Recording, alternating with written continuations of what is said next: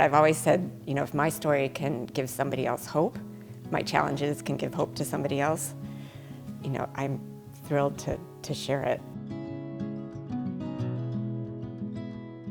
The last 10 years, people have reached out to me knowing what I've gone through. What is it like to be in the hospital? What is it like to get this treatment or that treatment? And there's a lot of comfort in talking to someone who's gone through this experience. It began back in 2012.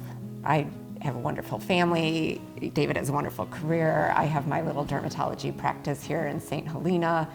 Everything is going great. I feel great. I'm very active. I exercise every day. So I had a routine blood test done, and my platelets were a little bit low. And I thought, my internal medicine hat turns on. I'm like, well, that's strange. What's that about? Well, I found someone who was a platelet expert there, Dr. Andy Levitt. He took one look under the microscope at my peripheral smear and said, something's not right here. You need a bone marrow biopsy.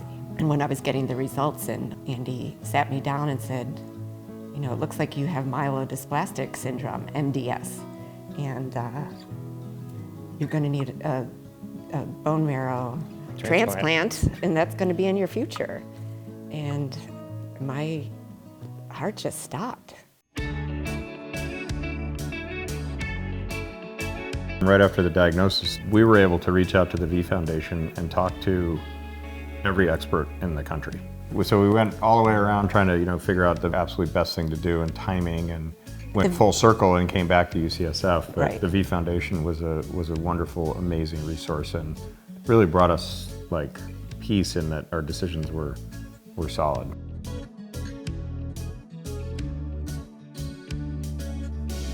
The V Foundation was founded by Jimmy Valvano, and the great basketball coach, and it's done so much good. I mean, they've raised, they're closing in on $300 million for cancer research and try and beat this horrible disease. And they've had a wine celebration in Napa for many years and done so much good and had so many generous people here. So that's been fabulous. And now they're starting this new idea with the Epicurean in Sonoma County.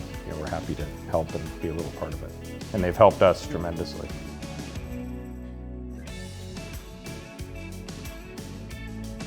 I have this CHEK2 mutation that predisposes you to cancer.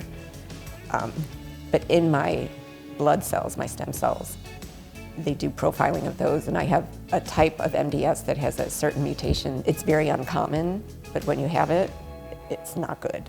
They've done more work on this one mutation I have in my blood cells, and they still don't have a great way to treat it. Transplant still is the only potential cure. So I needed a match, someone else's bone marrow to do this transplant, and we worked with the Be the Match program, and they kind of put in my information, and that whole Be the Match is just an amazing part of this whole journey, that there are people out there who sign up. I mean, there are good human beings out there. And 2 years later was pronounced cured, because that's well, you were. I mean, that was... Yeah, I mean, if you make it past 2 years, you're technically in a really good place, and the chances of it coming back are pretty darn low. We were just heartbroken, and we knew it was back. So relapsed MDS after transplant's not good. Not good. And we all knew it. And so we pulled the trigger again on the transplant. They put me through the Be the Match yet again, and we went in September, did another transplant. We got through it, and I got better.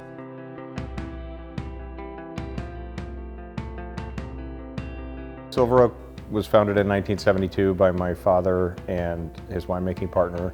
We, started in a dairy barn in Oakville and moved our way, through the years. And luckily, people started liking the way the wine tasted, and we've added a couple other brands. We have Toomey, Timeless Napa Valley, Ovid, and it's just been great fun. There's just a wonderful sense of community. When times are tough, we rally together and we help each other. And whether you need to borrow a tractor because your tractor broke down, or you've got forest fires or whatever, people rally together. So it really is a special community. And when it comes to our healthcare system, education system, there's just a lot of common ground that everybody tries to help each other.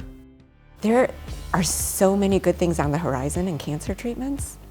So many smart people putting their heads together and coming up with new therapies, new treatments, new surgeries, ways of taking old medications and putting them together and using them in different malignancies than they were meant for. I mean, there is just so much that's positive out there in the realm of cancer treatment. I just think there's a lot more options out there for treating cancer.